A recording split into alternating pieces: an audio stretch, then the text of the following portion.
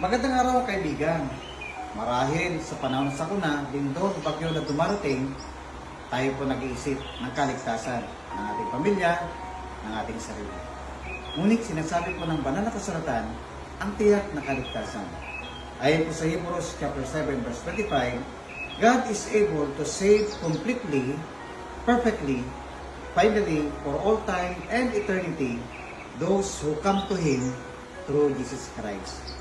When some people think of being saved or receiving salvation, they mistakenly picture only their sins forgiven and a chance to go to heaven when they die.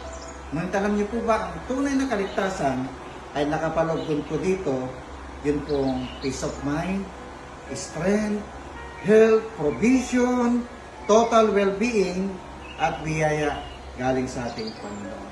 Kaya pong kaligtasan ay kompleto. Sa Kanya ay makakamit po natin ang lahat ng bagay. Let us pray. Panginoong Diyos, patuloy ko pong dinadalangin sa iyo. Maranasan po namin ang ganap at kompletong kaligtasan mula sa iyo. Inaangkin po namin ito sa pangalan ni Jesus. Amen.